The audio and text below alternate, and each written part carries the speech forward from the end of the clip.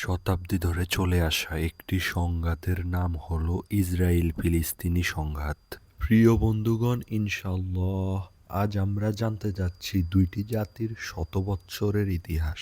ফিলিস্তিনের গাজা থেকে 2 মাইল উত্তরে একটি এলাকা, এখানেই পোল্যান্ড থেকে আসা ইহুদিরা কৃষি খামার গড়ে তুলেছিল। তারা শতাব্দী ধরে এখানেই বসবাস করেছিল। সেই সময় মুসলমান এবং ইহুদিদের মধ্যে বন্ধুত্বপূর্ণ সম্পর্ক ছিল। 1930-এর দশকে ফিলিস্তিনিরা বুঝতে পারল তারা ধীরে ধীরে জমি হারাচ্ছে। ইহুদিরা ধীরে ধীরে সেখানে আসে আর জমি ক্রয় করে। প্রায় 7 লাখ ফিলিস্তিনি বাড়িঘর হারিয়েছিল ইসরায়েল রাষ্ট্র প্রতিষ্ঠার সময়। তারা ভেবেছিল পরিস্থিতি স্বাভাবিক হলে তারা বাড়ি ফিরতে পারবে, কিন্তু ইহুদিরা তাদের বাড়ি ফিরতে দেয়নি। ইসরায়েলের সাবেক প্রেসিডেন্ট 13 বছর আগে বিবিসিকে দেওয়া এক সাক্ষাৎকারে বলেছেন, অধিকাংশ জমি ফিলিস্তিনিদেরই হতো এবং তাদের একটি আলাদা রাষ্ট্র হতো, কিন্তু তারা প্রত্যাখ্যান করেছে। 1947 সালে তারা ভুল করেছে। তাদের ভুলের জন্য আমরা কেন ক্ষমা চাইব? 1917 থেকে 1948 সাল পর্যন্ত ফিলিস্তিনিদের ভূমি ব্রিটিশদের নিয়ন্ত্রণে ছিল। 1933 সালের পর থেকে জার্মানির শাসক হিটলার ইহুদিদের প্রতি কঠোর হতে শুরু করে। ইতিমধ্যে হাজার হাজার ইহুদি ফিলিস্তিনি ভূখণ্ডে জাহাজে করে আসা শুরু করে।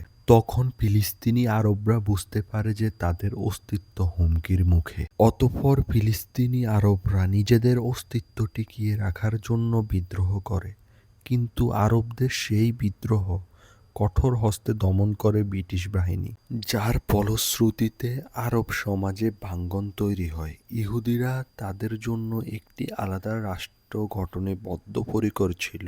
সে অনুযায়ী তারা কাজ এগিয়ে নিয়েছিল।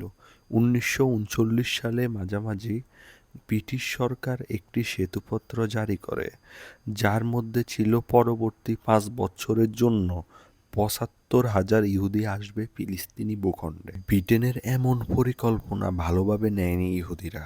তারপর 32,000 ইহুদি সৈন্য ব্রিটেন এবং আরবদের বিরুদ্ধে লড়াই শুরু করে। 1945 সালে দ্বিতীয় বিশ্বযুদ্ধের পর যেসব ইহুদি বেঁচেছিলেন তাদের জন্য কি করা যায় সেটি নিয়ে আলোচনা শুরু হয়।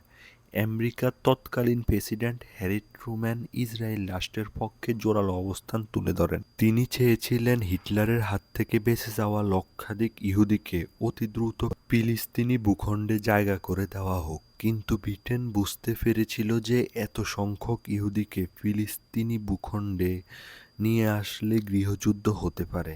এই সময় ইহুদিদের সশস্ত্র গোষ্ঠীগুলো ফিলিস্তিনের বিভিন্ন ভূখণ্ডে হামলা শুরু করে।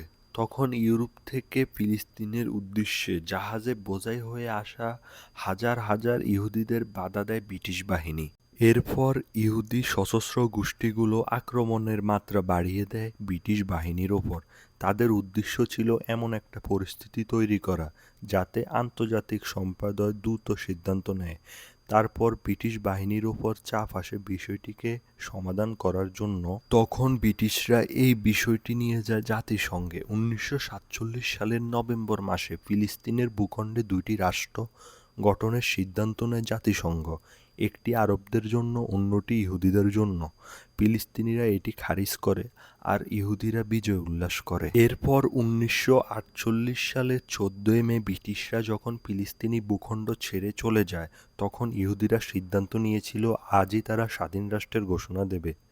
এই ঘোষণা আসার 1 ঘন্টার মধ্যে 5টি আরব দেশ ইহুদিদের বিরুদ্ধে যুদ্ধ ঘোষণা করে।